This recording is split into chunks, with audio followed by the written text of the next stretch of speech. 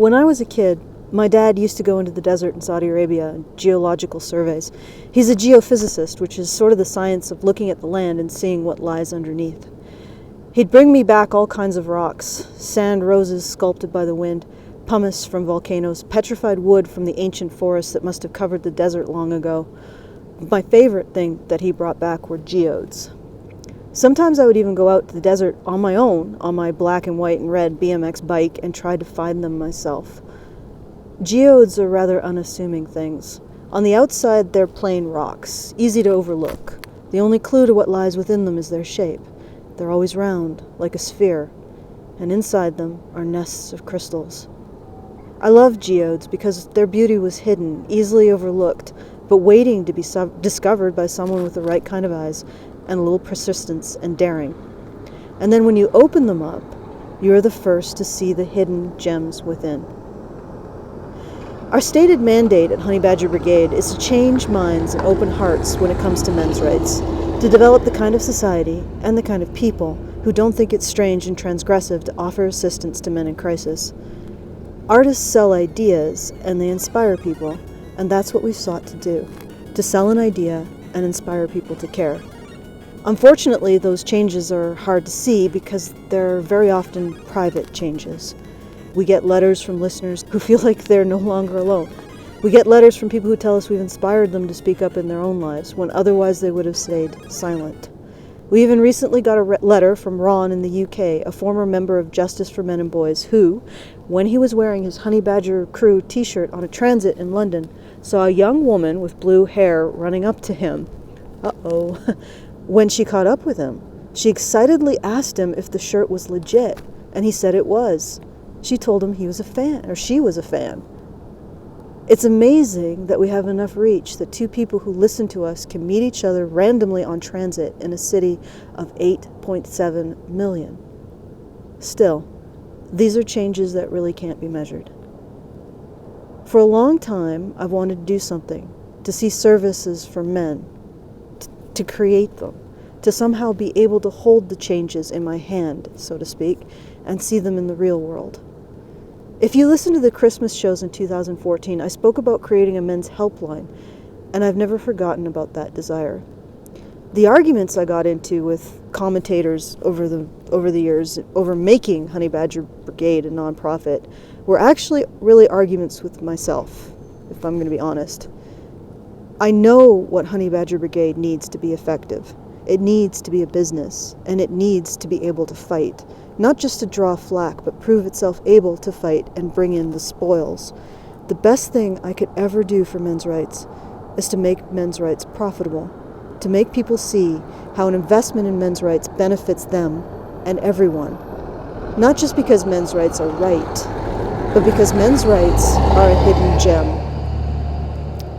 The best thing I could do for men's rights is learn to sell hot chocolate in the desert. Okay, let me explain. Going back to me as a kid, I didn't just love rocks. I also wanted to build a business and sell stuff.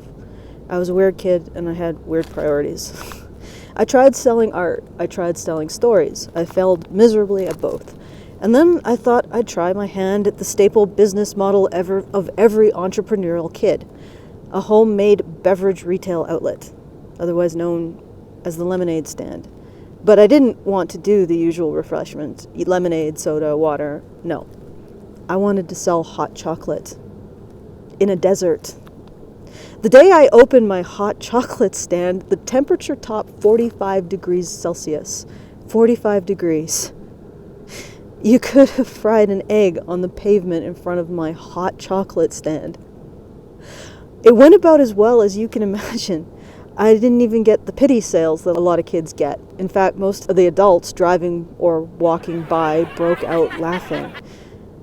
In some ways, I think Honey Badger Radio and Honey Badger Brigade is a do-over, an opportunity to go back to that humiliated little girl and give her something equally unlikely to sell. Because, let's face it, men's rights is probably the only thing less palatable than hot chocolate in a desert. And yet, this time, be actually able to sell it. So to all the adults who laughed at me in my little hot chocolate stand in the middle of the desert, fuck you, I do what I want.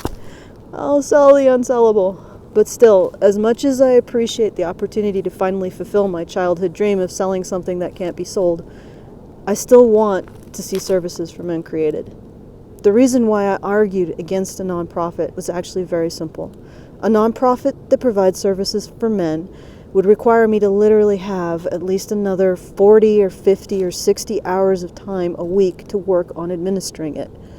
It's impossible for me to make men's rights sell and administer services for men at the same time, so I had to choose.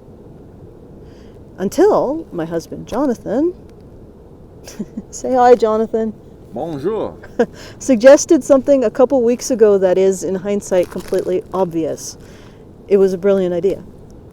And since he suggested it, I've been working behind the scenes on the first initial steps in its creation.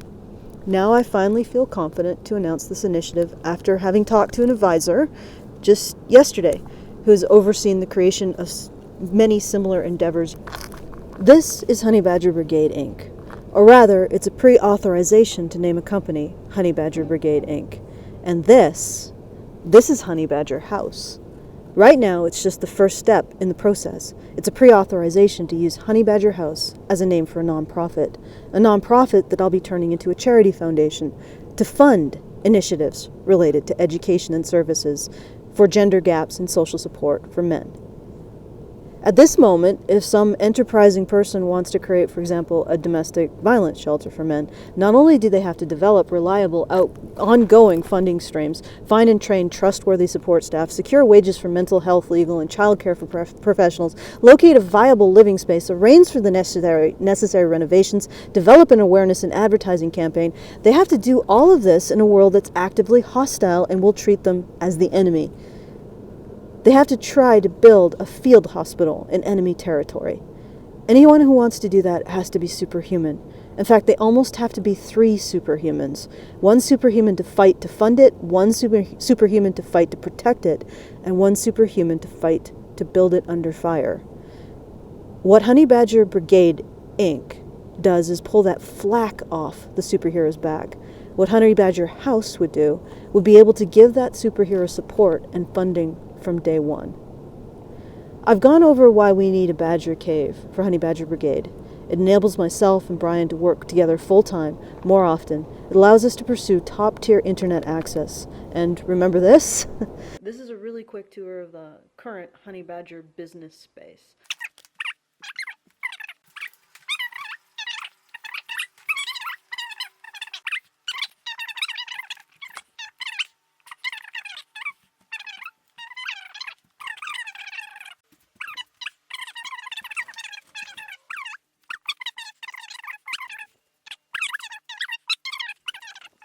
I've already got a company taking over my personal space. I'm not administrating another legal entity out of my own home. So I've decided to put on a fundraiser to help cover the cost of creating a professional office space for both Honey Badger Brigade, Inc. and Honey Badger House. A foundation needs a proper professional administrative space, not a P.O. box and not someone's kitchen table. It looks like, at this moment, the best option is to pull equity out of my own home to fund the Badger Cave. That's a little scary, but it's something that needs to happen, and I'm willing to put skin in the game to do it. If you agree, and you're willing to put some skin in the game too, I've created a fundraiser for the Badger Cave. The way it works is simple. The more you put into the fundraiser, the less equity I have to pull out of my home to make the Badger Cave happen. And if we can get up to at least 35% of the cost, I may not have to put my house up as collateral at all. So I don't have to possibly face losing my home to do this. Yay! So go here if you want to give a one-time donation to this, or go here if you want to help out with my monthly payments. If we get to $1,500 an episode, we're golden. The deadline for me to have financing in place is September 1st. So please help. Now let's dip into the comment bag. Behold the Hare writes, having spent the past 2 weeks living with a woman running her own business, I can attest to the accuracy of the 3rd paragraph. That would be me explaining how much of Honey Badger Radio Brigade has been taking over my personal space. She's done her best to make sure I still have enough space for my needs, which fortunately isn't a lot, but even so, her business stuff has been steadily taking over more and more of the house. It's definitely worth looking at getting a badger cave for that reason alone, let alone all the other stuff they'll be able to do with it. Happy Drumstick, and this is one person wrote in response to Happy Drumstick, who wrote this: the men's rights movement goes beyond you and the honey badgers. You being me, Allison. There are people out there making a difference while you tell us you need money for your own personal badger cave because you need a badger cave in order to make a difference. Fuck off. Be grateful for what you have. Use it to make a difference rather than every fucking show trying to emotionally blackmail vulnerable young men into giving. But you know this. You make me sick. Spencer Fence wrote in response to Happy Drumstick, also asking me what I've done for the men's rights movement and in response to the above. What they've been doing is traveling to college campuses and other conventions and speaking about and for men's rights, getting word out beyond just the internet and YouTube posts. There are plenty of YouTube videos to see how very busy they are. The ICMI 2016 London was just a couple weeks ago, in case you didn't notice. Additionally, Allison, I've definitely noticed the increase in the quality of your videos recently. Thank you very much. Also, Allison, when you get the Badger Cave up and running, I hope archiving history and backup of all Badger works is put high on the to-do list. You did mention it specifically, so I would guess that it is. Remember what they did to Aaron Pizzi's books. I hope to order your future biography from Honey Badger Central someday. Yes, just to answer your question, yes. Archiving is going to be central to what we're doing here with the Badger Cave.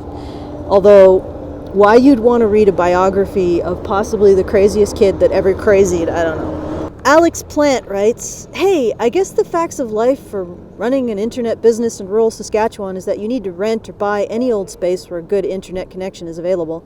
I guess many people who live in big cities don't realize how cheap property can be in big sky country. Any old thing, huh, Alex? Okay. A lot of men tell me I make them feel sane and not like a failure, but I can say that right back to them. After all, I was a kid who tried to sell hot chocolate in the desert. You gave me something back, all of you. You gave me sanity, and you made me realize I'm not a failure, and I'm not helpless. You know how you sell hot chocolate in a desert?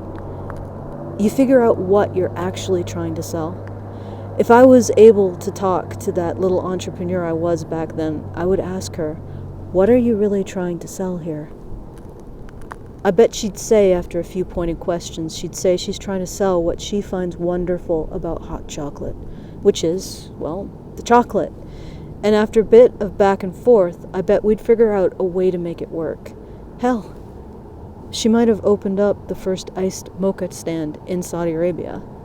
If you want to find something truly remarkable, you look where no one else is. You look at the unlikely prospects, the hard cases, the difficult sells. And you figure out what makes them wonderful. You dig deep. You crack them open.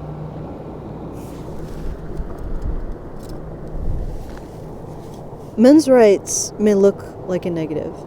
It may look just like this. Like something that has no worth. Something you just pass on by. Something you'd ignore or throw to the side. But that's just the outside. Inside. Inside, it's a positive. Men's rights is a hidden gem. If you don't believe me, I'll show you. But not yet, not today. Today I'm going to show you another hidden gem. Alex said, any old thing? Today I'm going to show you what 50,000 will get you in big sky country. So here it is, folks. The future possible Badger Cave. Let's come on, take a look. The entrance to the possible future Badger Cave. I wish I could take you in, but unfortunately it's not ours yet. So, once we reach the first funding goal in the fundraiser, I'll take you in for a tour.